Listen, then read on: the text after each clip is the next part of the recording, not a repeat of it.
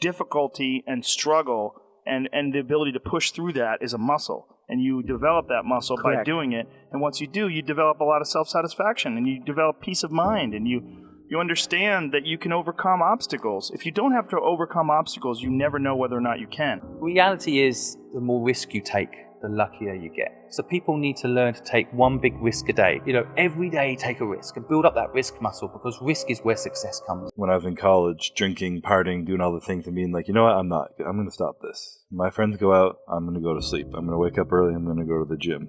I'm going to eat 6 times a day. I'm going to spend my money on tuna and chicken breast rather than 6 packs of beer and all these things. And I'm just going to drop out of school, and I'm going to travel, and I'm going to try and get sponsors, and I'm going to try and win shows, and I'm going to do all this, and I'm going to take every risk I can. And when you're young, luckily, you're at the greatest opportunity in your life to take risk and to fail, and then you're like, well, I'm 24 now, I can just go restart. Why would God give you a vision that you couldn't achieve? Literally sit down and ask yourself that for a second. Why would he give you something that you couldn't do anything with? Now, you're probably thinking to yourself that you're struggling, you can't stay consistent, you've been productive, and you can't see the results in what you're actually trying to get. And I want to tell you right now that God is allowing that as well. He's putting that in your life. He's allowing it because that will turn you into the person if you learn from it. Normal people get normal results. Weird people get weird results. You literally can't do what everyone else does and not expect to get what everyone else has. By doing what everyone else does, guarantee average results. Take yourself out your comfort zone. Do not live in your bubble. Put some more air in your bubble. If you stay in your comfort zone, that's where you will fail. You will fail in your comfort zone. Success is not a comfortable procedure. It is a very uncomfortable thing to attempt. So you got to get comfortable being uncomfortable if you ever want to be successful. You're only one win away from changing everything in your life. So whatever you do not stop now. Don't stop believing in that wonderful future, because it is so close. Just imagine what life is going to be like. It's going to be even better than you could ever have imagined. And anything is possible for you. And the hardest part is over, because you started and then continued one step at a time, because you're a winner. Never forget that. Times may be hard. That's just a test. It's temporary. And winners like you overcome, because winners find a way to make it happen. No matter how long it takes, you will make it happen, because you're a superhero with huge mental strength, and because of that, you are unstoppable. It doesn't matter what the obstacles are.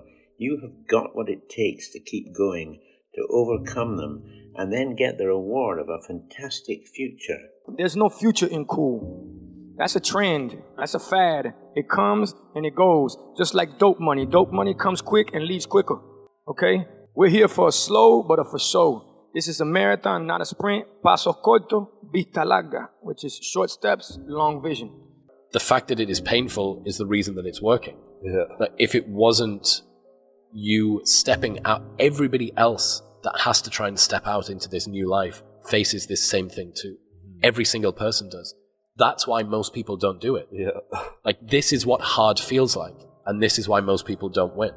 So continuing to push through and almost seeing that level of discomfort as a signal, it's like a way marker that's been planted in the ground. More this way. Because if it was all just super easy, well, how are you going to get anything different to what everybody else has got if you do the same thing that everybody else does? Yeah. And one of the best selectors for people not doing a thing is discomfort. So the route that has a lot of discomfort down it, usually on the other side of that, ends up with something which is valuable. I want you to fail, and I want you to get up and do it again. The same thing in life is the same thing here. If you can do this, you can do anything. Anything. Right now, you're 5% away. 5% away from being a champion. Like the consistency of work.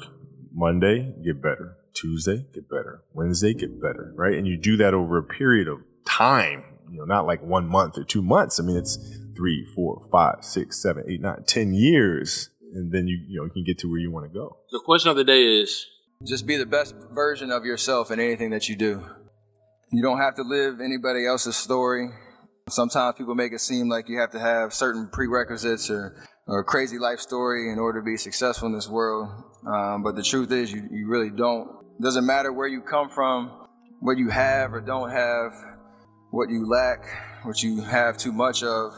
All you need to have is faith in God, an undying passion for what you do or what you choose to do in this life, and a relentless drive and the will to do whatever it takes to be successful and whatever you put your mind to. What kind of risk builds men? Risk something that we're all at least hardwired in part to do. I imagine that there's some kind of risk that builds them up and another kind that destroys them. Well, I think constantly trying to be in rooms you don't deserve to be in. Apply to schools you shouldn't get into. Apply to jobs you shouldn't get into or you shouldn't receive. Take a shot at girls that you don't have any. Express friendship with men more impressive than you. Probably the most important thing for a young man is to surround yourself with, at least in the short term, men who you perceive as being higher character and more successful than you. You're not scared of losing. You're scared of people watching you lose. You're not scared of trying. You're scared of people watching you try. You're not scared to start with nothing. You're scared of people watching you start with nothing. But the truth, no one is watching as closely as you think. And even if they are, their opinions are not predictions of the future, just reflections of their own insecurities. So start now, fail fast, learn quicker, and keep moving. Their judgment doesn't define you unless you let it. Imagine that if you were to go a mile or less, you would walk it. Paradoxically, you would go 2 miles quicker than you would go 1 mile. And if you were to go more than a mile, you would drive it. So for instance, the friend that should leave his job, but it's just about passable, his boss isn't that much of a dick. The person that stays in an apartment that's got some mold on the ceiling, but it's not too much mold and whatever. All of these people would be better off if their situations were worse, because it would galvanize them into actually doing something. If things are good, great, no problem. If things are bad, great, activation energy to go and make them good. If things are just about passable, you end up being comfortably numb. If you risk nothing, you become nothing. You are nothing. Because nothing ventured, nothing gained. You're not going to get what you want by never risking what you have. I get happier about the harder it is because I know that no one else will follow. It's a selection effect. And I think if you can shift from this is hard to no one else will be able to do this, then it flips from being this thing that you're like, oh, poor me, to oh, poor everyone else who's going to have to try. You want to give up, you want to fall down, you want to turn around and run with everybody else, you're going to question yourself. You're going to say, is this really making much sense? That's all going to happen to you. Don't be surprised at the struggle. Don't be surprised you just got punched in the face. Don't be surprised you're in round 4 and your legs are giving out. Don't be surprised about the inevitable. Before things get better for you, they're going to get real bad. You're going to fail your way to success. When you have a dream, think it not strange that you'll face the fiery furnaces of this world. You will have tribulations. Get ready for the criticism. Get ready for the opposition. Get ready for people to try and block you and conspire against you. The storm you are facing will not destroy you. It will refine you.